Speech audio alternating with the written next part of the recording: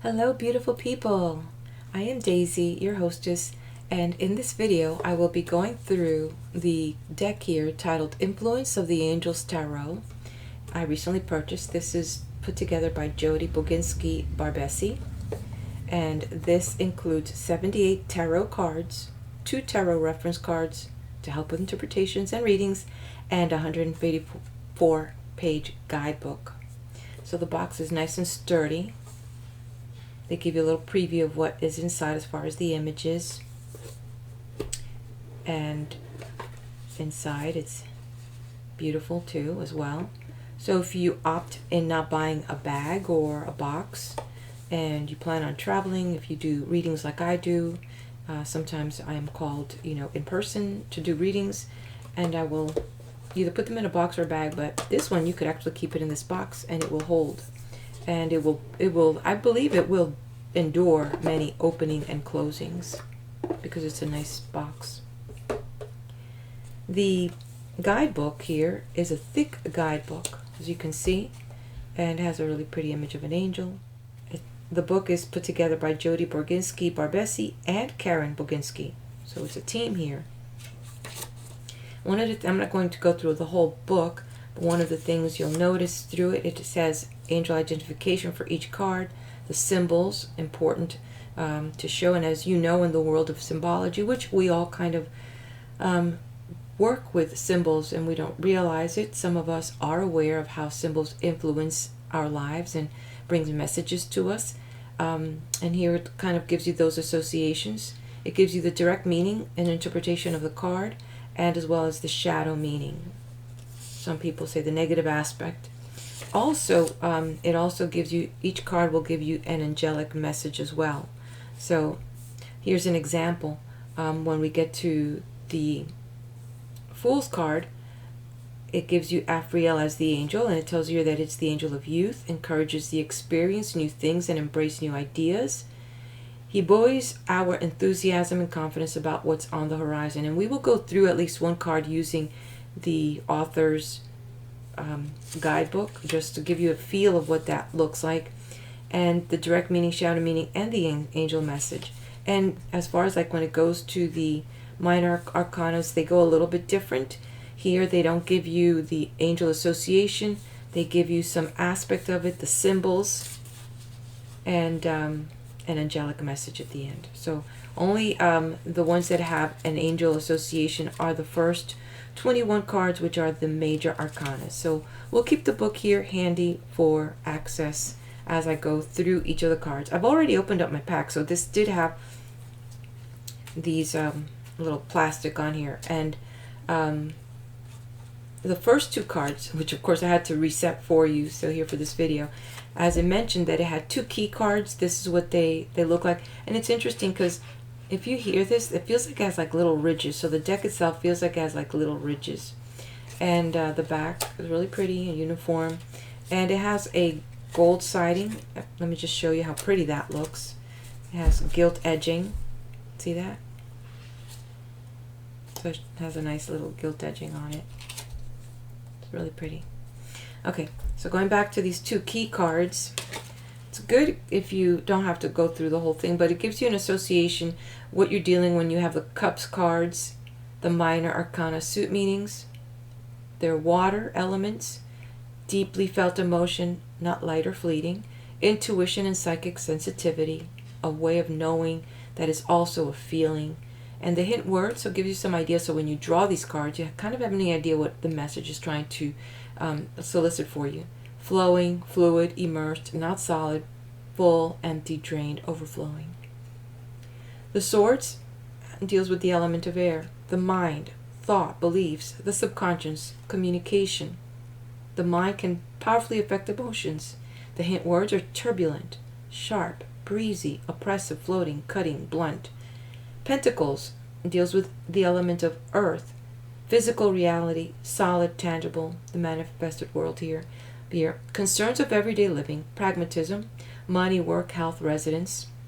And the hint words are solid, down to earth, grounded. And lastly, the 4th element is fire, for the 4th element that we have in the deck. Energy, action, ambition, and motivation.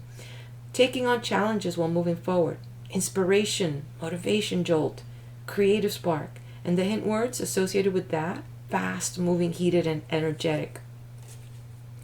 And then it gives you a minor arcana number meanings. So it's what these kind of mean in the sense of that journey of the numbers. The ace represent essential characteristic of the suit, which we've kind of went over here. And then number 2, duality. Number 3, the power of 3, coming together and working as one. 4th is stability. I always think about a table when I see the number 4 with the 4 legs. Number 5, trouble, instability, unpredictability, that new element that elicits change, right? The 6th, returning to a state of harmony, that state of harmony again when we have that balance. 7 is challenges, responsibility, personal development, which I associate with also luck that we can create. 8, recognizing limitations, moving past them, or staying within the bounds. Again, another sense of stability and a flow. Number 9, how the cumulative effect of the past events manifests in the present, which now begins to get you closer to that number 10. The intrinsic meaning of the suit shown in abundance. So we see that in growing and in that sense of that journey, getting to the 10.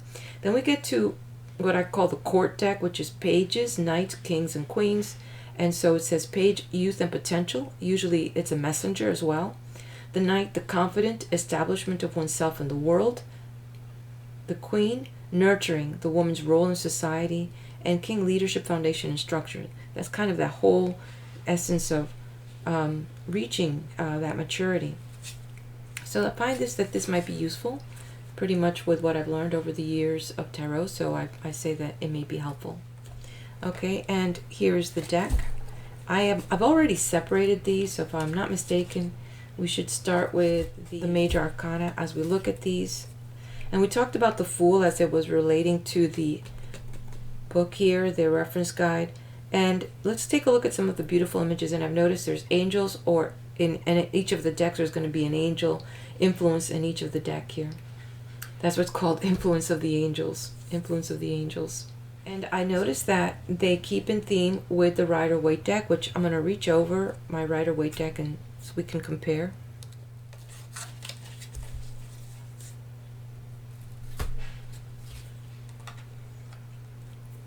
So here we see similarities and differences. This person here in the standard Rider-Waite deck appears to be getting ready to walk off a cliff. It has its dog as a companion, a little white dog. Carries a rose and a pack. The sun behind him. And here we have an angel. And in this particular deck, we have a white dove. And this angel is carrying a bucket. It's empty, so it could carry anything that he brings along the way. And oversee these terrains. We see the elements here. We see the element of the sky. We see the earth and the water and the influence of the red, which is kind of in the background, that little orangey in the rooftop. So these elements are being played out here as well, in my opinion. So let's see what the author uses as interpretation, and we'll just then after that I'm just kind of going to go through, but just to give you an idea how it's interpreted and how the author uses the reference. So they're associating Afriel with this deck, the Angel of Youth, encouraging us to experience new things and embrace new ideas. That idea of coming into something new, that potential that we find in the zero, the empty space, right?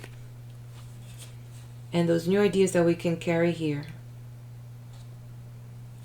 Then it says here, the symbols, pre-dawn landscape. So here they're saying that we're looking at a pre-dawn landscape. The sun hasn't even come up yet. And it says here, Afriel comes to earth from heaven, arriving before the day begins. This suggests a fresh start. The landscape below shows both the natural world, sky, water, and land, and the civilized world. This conveys the idea that many experiences are in store for the Fool, and the Fool is the next card on the deck. Then it says the copper pail, made from a metal known for its stability to conduct energy. The pail symbolizes an exuberance, God's unseen energy, that Afriel carries with him as his journey begins. And that's a huge potential in the way that it's interpreted. So it's good to get the author's perspective on what's inside that pail, as opposed to what we normally have seen in the Rider-Waite deck, because we don't know what he's carrying, but there's something that this person feels that is useful, that they're bringing, right, with them. So it's interesting. Additionally, it says here, the pail is an empty vessel, a metaphor for Afriel. He has a clean slate and is free to fill his pail with whatever comes his way. The white dove that we see here is a traditional fool card, includes a companion to the fool character, and here it is, the white dove. Symbolizes purity, love, peace, and always reminding Afriel of his angelic nature. The 0 that we see in the numerology aspect represents infinite potential, as I mentioned, and so the author recommends that the direct meaning for this is to start something new, a fresh beginning, spontaneity, being open to new things, and unencumbered and carefree. The shadow meaning here is foolish, gullible, rushing in like a child without considering the consequences, and the angelic message, taking impulsive or irrational risk, is unwise and may have terrible consequences. That's interesting, right? So with that, I'll go ahead, go through the deck, we'll look at the images, and at the end I'll do a random reading with the deck. So the magician, we see, like in the major arcana, the angel pointing up and down. So we see this energy coming through, and in this we see even the radiation of that energy coming through the hands. For those that know about healing, we see this drawing that healing potential that never comes from us, but comes from that greater source, and for us to use as we see fit. And we see the wand, we see the sword, pentacles here with coins, and the cup. And it's interesting because there is what we see, a chart board. It could be used for divination as well. So all the potential is there for that future that this person has. The magician making things happen. So in the high priestess, we see the elements of balance with the poles of Boaz and Jabez. We see the moon, the wisdom, the knowledge, the hidden secrets. The scroll here, holder of knowledge and information. She has the power of that. We see the sacred geometry here in this disc that she's carrying, and we see the pomegranate associated with Persephone in the Greek mythology. So we need to know that as the cycles of life and regrowth. In the Empress, again, as in standard, we see the bounty. We see all the resources, and in the garden full of all the goodies, the rose also on her hand, and the little angel, the cherub, bringing in the wheat.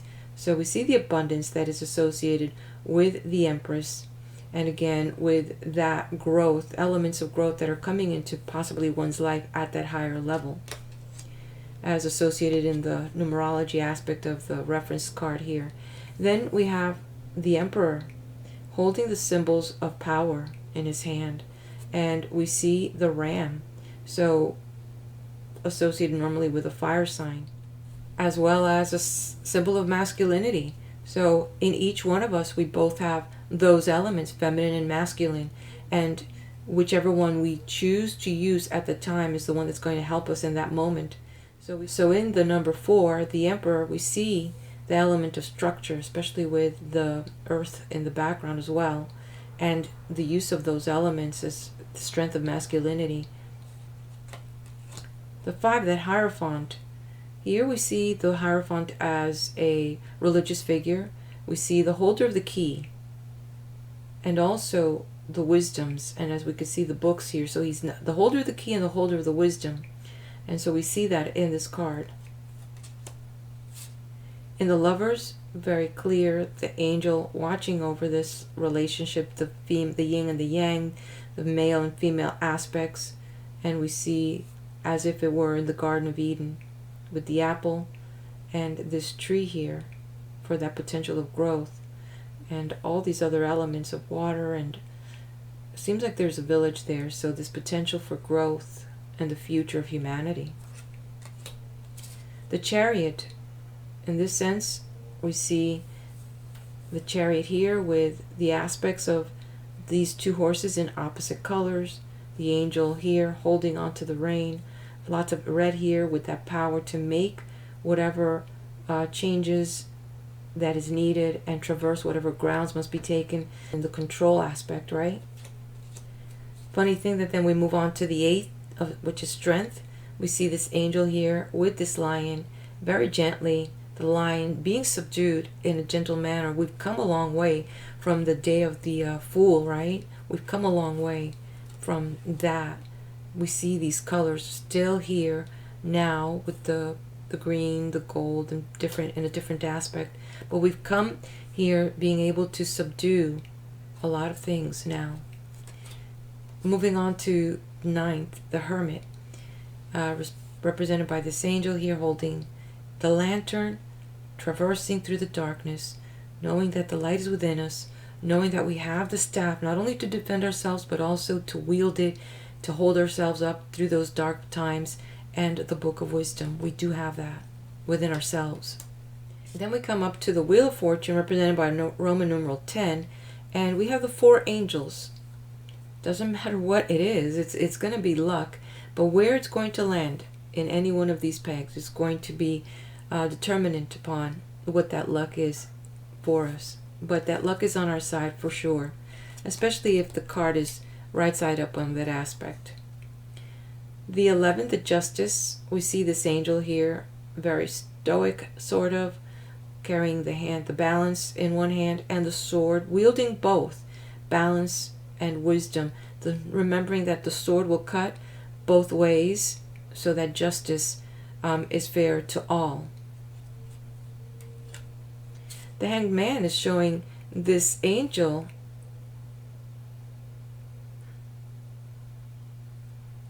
hanging on this vine. The Hanged Man, represented by number 12, which can be brought down to that number 3 that we had over here in the Empress. So there is that sense that we are in good hands, that we trust the energy that be, that we're not going to be in any harm here because we're allowing things to flow. And see the angel wings, very, very small wings here. And we move on to the Death card, represented by Roman numeral number 13. Much different than we see in the Rider-Waite deck. Here we have a lot of darkness with this tunnel of light and angels bringing people to that light. And then some here look like they're pleading for mercy, pleading for mercy. Others are just in despair. Even children are in this picture. So we see people possibly repenting and pleading for mercy as they move towards the light, or hoping that they can make it towards the light.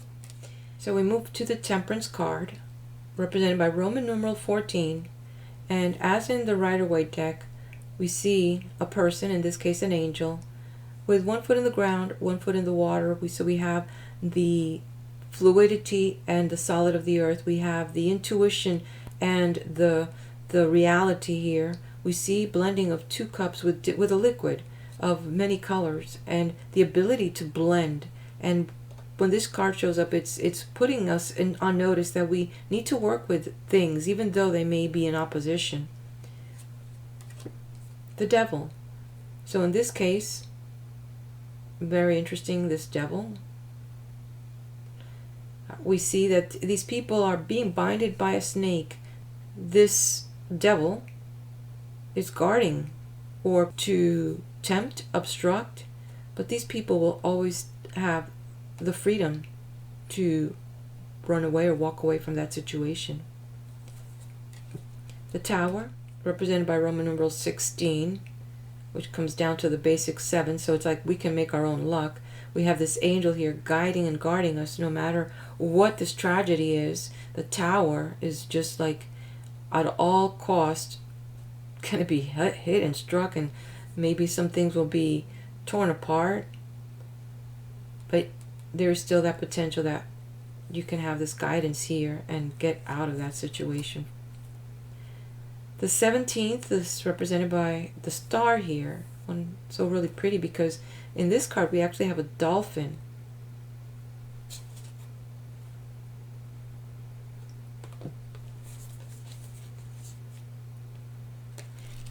And I'm going to take a look at the author's interpretation of these elements. I've never seen a dolphin on the star deck, which is represented by the number 17. So let's see what it says here. They're referencing this with Archangel Raphael, and it says whose name means God heals, facilitate physical and emotional well-being, and helps to ease the pain of those who suffer. The stars represent hopes and wishes. Let's see what that dolphin represents here in this case. Health and well-being, happy and playful. Throughout history and in many cultures, dolphins have been seen as guardians of the waters, and many stories have been told of dolphins' friendly and helpful interactions with humans.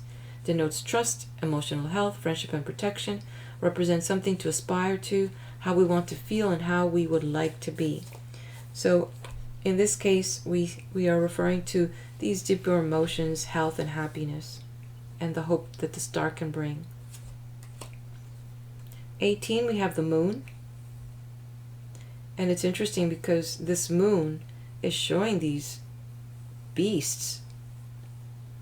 So all these hidden things with this angel here.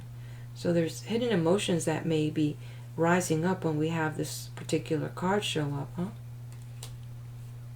Then the sun, totally different. 4 cherubims, and then this bright sun, the hope and the brightness that comes with that, right? And then we have the judgment, represented by numeral 20, and it's interesting how they have this person here being held up as if being brought towards some type of transition, and we see these rocks falling away from this person, right?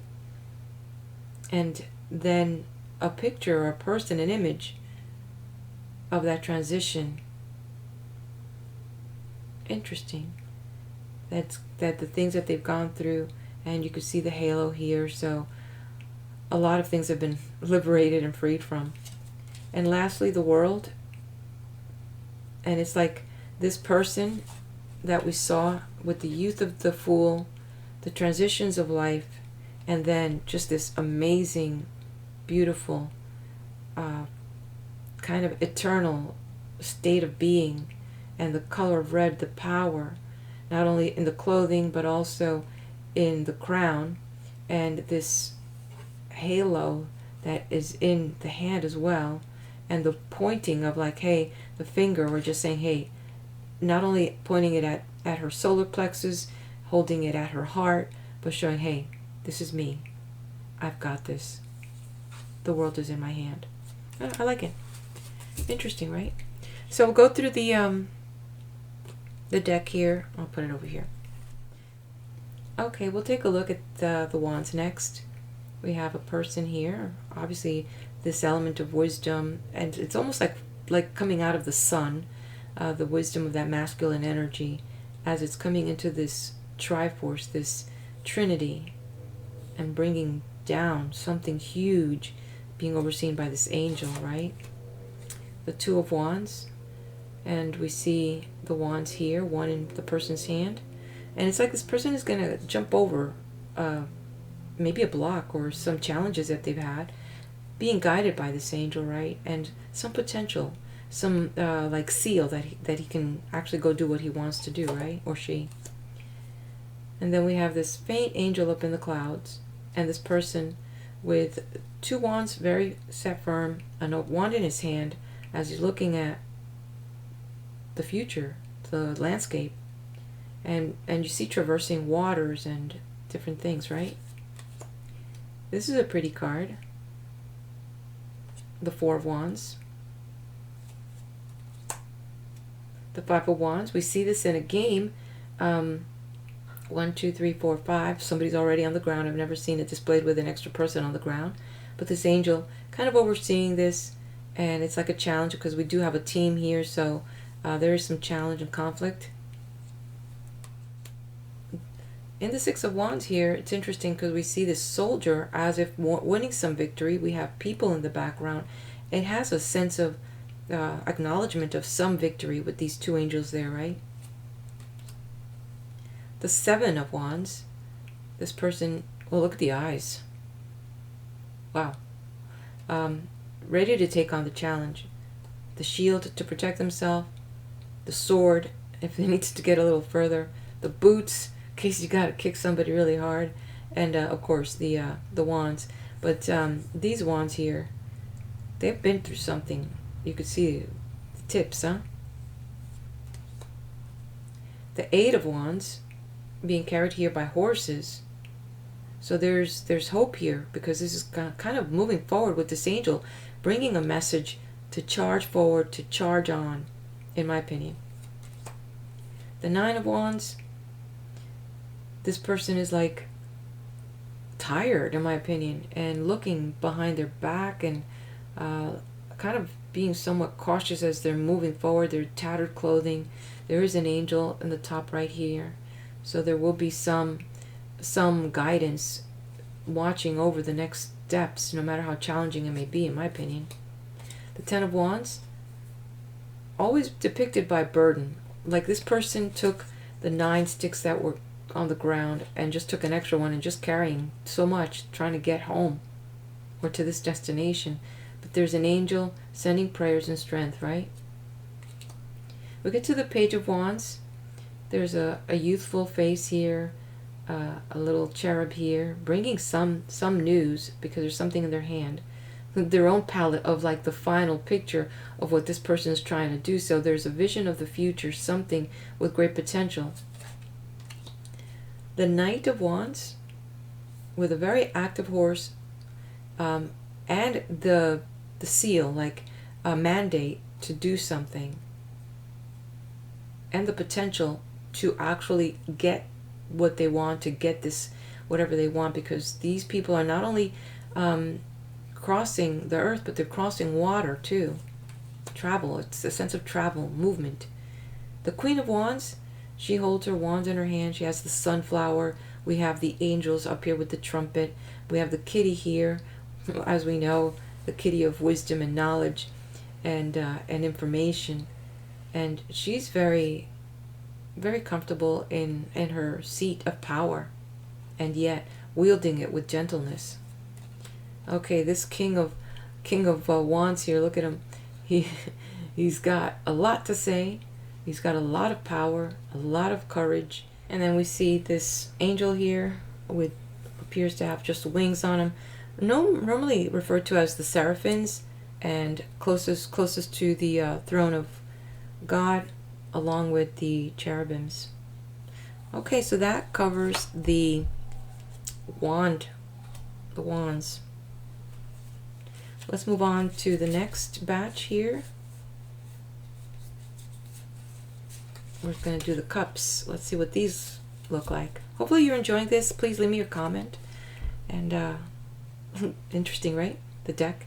So we have here the cup here by the water, associated with that fluidity, the inner emotions, the sensitivity, and we have beautiful heart and the 2 angels here, the 2 cherubs, but this beautiful copper or gold ace cup. The 2 of Cups, normally the 2 of Cups has a man and a woman together, and we see the angels overseeing them. He's holding her really close, as you see his hand behind her. So normally this brings that intimacy aspect, and if they have their cups together, they're bringing it together to celebrate maybe this union, right? I love this 3 of Cups. I love their 3 of Cups. These girls here with these beautiful outfits, celebrating together. A lot of unity as they bring their hands together, all entwined. The cups here, and this celebration with all these angels. So it's a beautiful moment, a divine moment. The 4 of Cups, usually depicted with the 3 of Cups in front. This one has a cherub offering a cup of solace and comfort.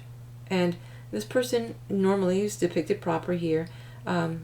Maybe being close to it as the hands are entwined together, looking away, not ready to receive this assistance, this emotional support.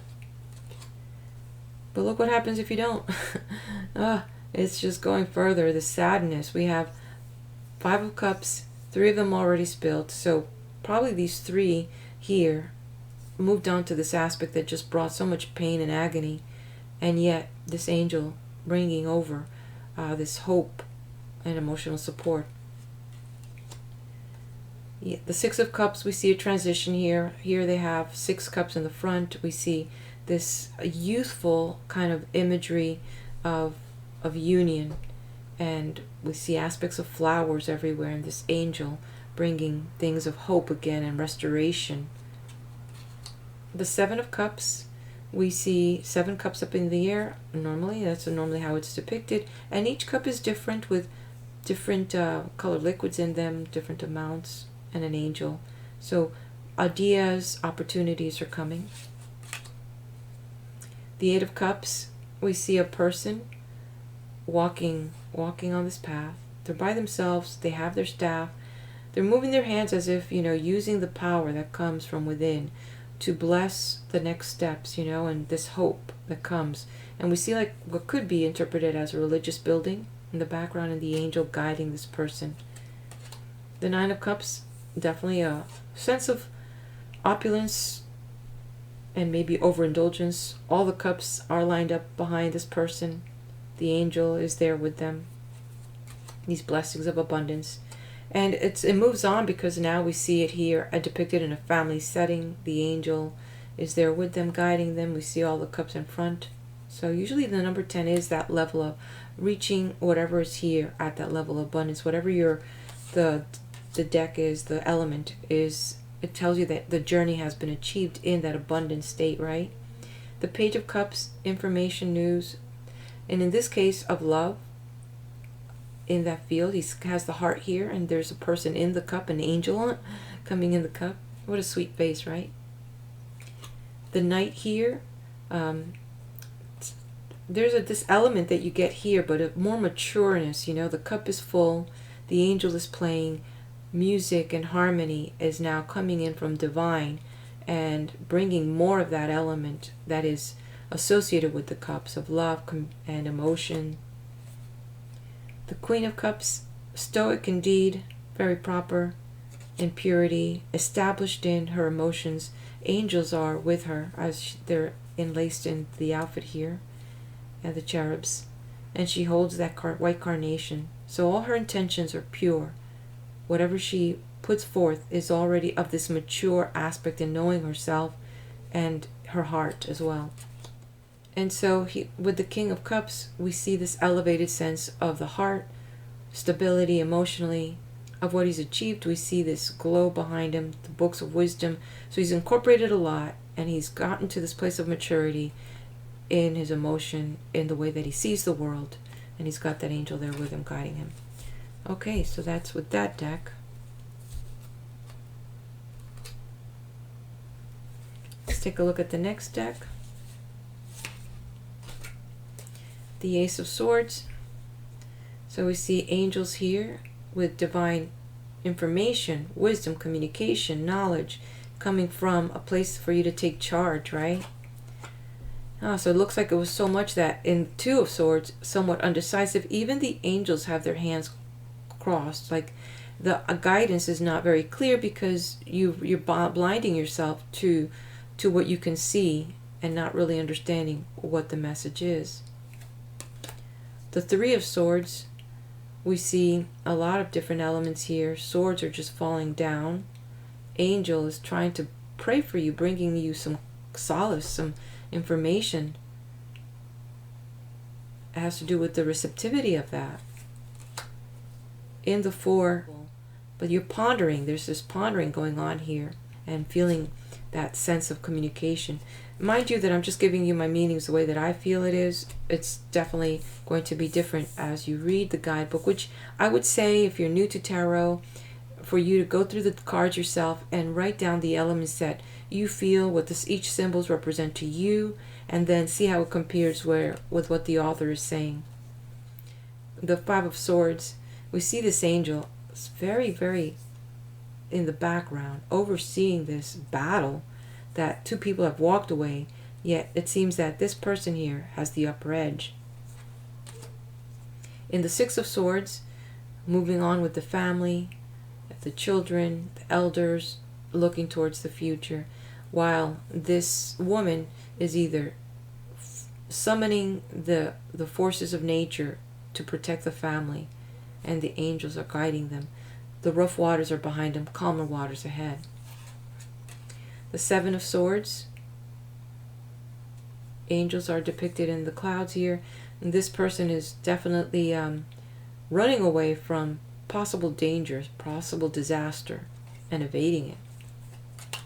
In the Eight of Swords, this seems very painful. Trapped in here, trapped in this situation. Maybe gossip, maybe what we felt back here in the 2 still hasn't quite cleared up in the 8. But the angels are praying. See, the 2 hands are coming together. And there's, what is the symbol here, right? What is that this person's holding on to? It has a string on it, so I don't know. Is there some type of manipulation? Interesting, right?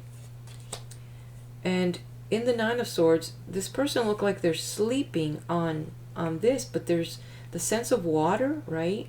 There's death there, there's a sheep, there's crow, there's the angel, there's tattoos of these swords. Now, not only in your mind, but it's on your flesh, so it's not being able to sleep. The imagery of the 10 in the Rider-Waite deck is just like this. A person on the ground, so it's like backstabbing, pretty obvious. But you're not alone, the angels are there to help you up. Then we move on to the Page of Swords. We see this dagger in the front. We see like what appears to be water bubbles. Maybe he's making little water bubbles, in that there's some messages that they want to send out. And it could be that the angels are trying to help get this communication out, or the angels bringing new messages in. In the Knight of Swords, I'm going to put a smirk on this guy.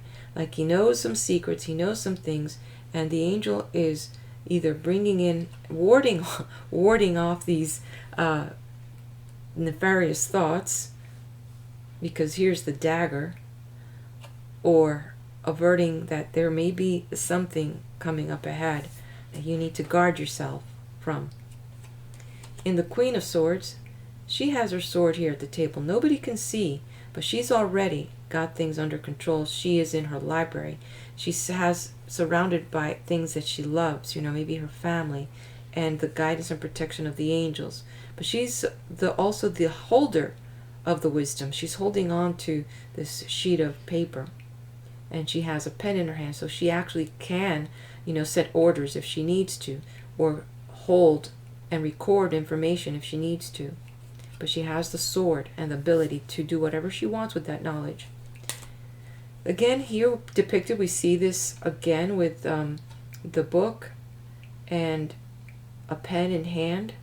Funny thing that had I not seen the sword on the angel hand, it's very hard to see that this would have been the King of Swords. I do not see a sword in here. I see a column, and I see what could be either wallpaper, or it could be trees in the background. The book and the pen in hand, but definitely the king here holding as the wisdom of knowledge.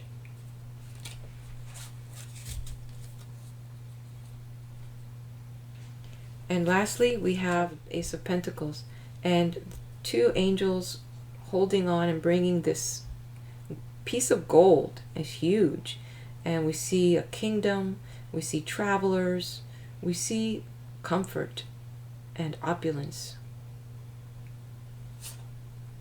In the 2 of Pentacles, and very much like the Rider-Waite deck, we see a person on land and water. So this decision, juggling things, the money being tossed up in the air, and here the angels here helping you with whatever it is that you need. In the 3 of Pentacles, as we see here, this is a very working imagery here, with support from your elders, from somebody with wisdom, and the angelic guidance. The 4 of Pentacles, interesting. So this person is holding on to money. Money on the table, money on the ground, money on the mind.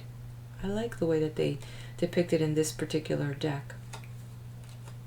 In the 5 of Pentacles, we see the temple, we see a religious building, and then we see these people here. Some people you can't even see their faces. Some of them look like they've been battle weary. But definitely you see this element of battle weariness here in the Pentacles. The 6 of Pentacles, so we see these 2 people here coming to this person here, a person that apparently holds the potential to do something, and they're here looking either for advice or for a handout or for help. There's this sense of pleading for that help. In the Seven of Pentacles, we see this abundance in the garden. We see that the world is now, yielding probably the fruits of your labor, your hard work. And we see that here with your instruments that you have in your hand. You have the ability to harvest, and you can see that there's more there for you. In the Eight of Pentacles, we go back to this feeling of the elements and, that success, that you are really diligent and focused. There is this angelic support and guidance right there by your side. In the Nine of Pentacles, here there are a lot of elements here of loyalty, of the messenger here. We have the angels. We have this blue imagery of communication. The blue chakra we see surrounded here in very fine linen. And the Nine of Pentacles here, pretty much saying that, not only do you walk your talk and embodying all that you believe in, and it's manifesting itself in your life. In the Ten of Pentacles, we see this family, we see this treasure chest, and enjoying that, and enjoying these comforts for yourself, and pride in what you've done, and the things you've achieved, and in your community, and your family, and everyone is benefiting from that because of what efforts you've done. The Page of Pentacles here, again, very beautiful, a very beautiful youthful picture. This page here, holding on to this, knowing that there's more in the box, in the world, of things that are coming your way that are going to get you closer to your dreams and manifest the things that you want. And so we move on from that youth to the Knight of Pentacles, Book of Wisdom, and we get a peek inside the book. It's like the sacred geometry. He has access to very high wisdom, and it could be that the angels are providing this for him, and he's got the potential to do anything he wants. In the Queen of Pentacles, they're showing us this person here that obviously there's a lot of elements. You see, in my opinion, garlic, so there's a lot of protection. And we could tell by the way that she dresses, this is not just any ordinary person. She's probably bringing the bounty into her home. Maybe somebody else is going to cook it. Okay. And the king here with the pentacle is pretty much saying, I've got the power and I know what to do with it. In the guidebook, they actually have two separate tarot spreads, which I'm going to do a demo on how to do it following the author's guide. Okay, so I'm going to mix this up.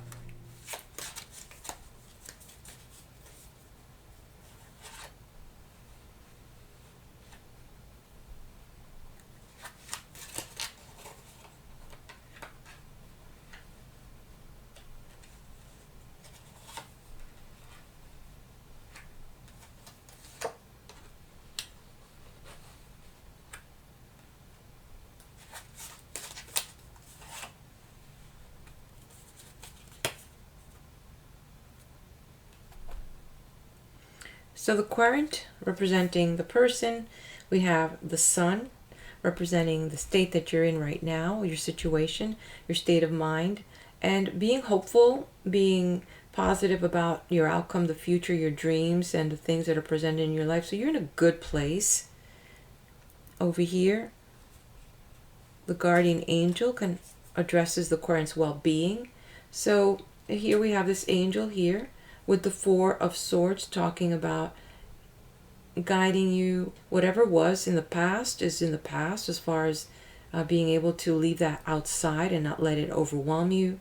So in that sense, there is a sense that you drop your swords, you drop the things, and don't let them overtake you. So your guardian angel is guiding you with staying focused on the present and not being so overwhelmed and carrying all these ideas and thoughts in your mind, and just, you take those swords up when you got to use the things. You just pick them up when you need them. You don't need to overwhelm yourself.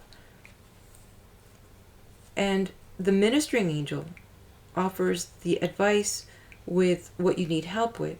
So it's interesting that while you may put these thoughts down, we have these thoughts, you still are undecided, and this is the guidance from your angel as far as, what is it that you need to be clear on these two choices, and not to dilly-dally of making that choice, but to look in deeper. So it's like you need to get more information so that you can see what you're thinking.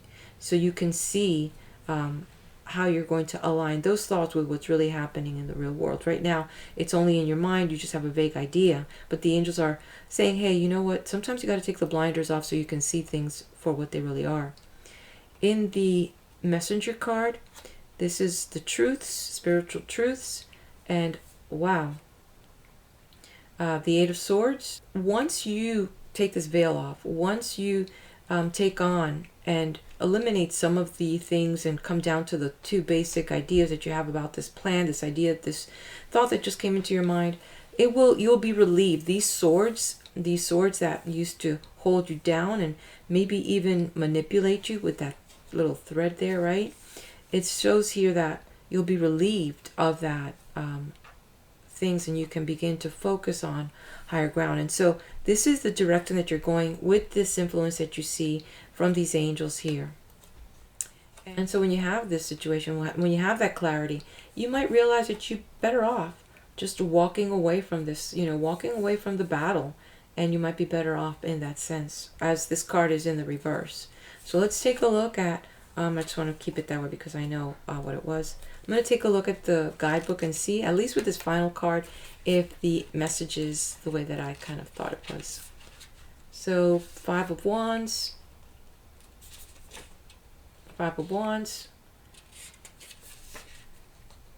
shadow meaning, chaos, and the angelic message. When faced with a conflict, sometimes it's better to just walk away. Choose your battles. There you go. That's this whole thing is in your mind. Like, what am I going to do with this? You're thinking about it, but you try to leave it behind you, but there's too much going on. You narrow it down to just a couple things. At the end of the day, the Eight of Swords, you'll be relieved from this spiritually if you can conquer this, because it's the one who's taking action on it. The action is walk away from that. So that was a hit. Let's take a look now, one more reading for the other sample that they have. Choice here. And so the layout that they're recommending. And so in this spread, the author has the heart of the matter, the true feelings.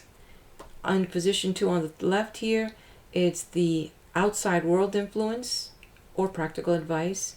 Then it jumps over to the right side, the spiritual aspect of the card, your emotional concerns. And the fourth is the goal and what you need to keep in mind. So it'll be interesting how we can interpret this type of reading. So let's go. So we have here the heart of the matter is in this position. The worldly message and outwardly influences is in that position. The angelic message is in this one, and the aspiration and the goal, so it's in that one. So it'll be interesting. Let's see what that looks like. Eight of Cups. So the heart of the matter is seen in this, something that is definitely a heart of the matter, because we've got the cups, and as we've learned, the cups have to do with the emotions, with dealing with things of the feeling, dealing with a lot of issues recently, possibly, that are really pulling at your heartstring, right? In the worldly, the outside influence, we have this aspect with the Knight of Wands recently, right? It's talking about you're getting some pushback, some push from maybe a very aggressive person that wants to get involved, wants to, in a way, maybe assist you, because we have this boat and take you through this challenge, help you across this. They all actually have some authority, they have some power to do so, and they may be able to influence and help you and assist you. So we've got this outside influence that is trying to, present itself for you, right? In the spiritual aspect, the emotional concerns, the Two of Pentacles, there's this like tossing up in the air because it's up in the shadow aspect, right? Not sure what to do with that, how to interpret that as far as your emotional concerns. It's like, what is, because you don't know that future, it's hard to decide and to really commit, that Pentacle, to commit to that. So it's interesting, either to commit to this person helping you to commit for that outcome, but definitely kind of walking away. And you have this Church in the back. So it's like, what is it that, what is it that's bothering you that you are trying to walk away from? but this person wants to help you through this, but you're still undecided. And this is the goal, spiritual or practical. So we have here the Four of Pentacles, and we're looking at the shadow aspect, and maybe the reason that we see this reflection here, especially coming up over here, and this emotional loss, and maybe this pushing, it has to do with money, maybe an investment, and maybe right now it's either overinvesting or being afraid of, you know, making any decisions financially because of the lack of funds or the lack of confidence of what that money might mean if you invest in it now, as far as a loss, a potential loss in the future. The stability of that foundation that you have might not be there. So it's interesting what the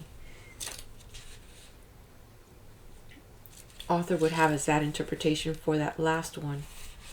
So the angelic message at the end is, may you always have the means to support yourself, and remember, money isn't everything. So there's a very interesting thing here. One of the aspects here that it talks about is that maybe right now you're hesitant and wanting to start anything, and maybe the time is not right now. And when we see this person here holding on to the potential of what to do with their finances and the wisdom and the practical aspect of this, maybe as you figure out what you can do by both of these two cards being in the reverse, and you having this person that obviously and can help you charge forward this idea, this might be a thing to consider as far as taking some action with some of the things that you want in life. There you go, from the influence of the Angels Tarot, all the goodies that you get with this pack and the ways that you can use it. I thank you so much. I look forward to hearing your comments on this. Do you have this deck? Are you considering buying it? And what do you like? Till we meet again on my channel, the next video, wherever that may be blessed.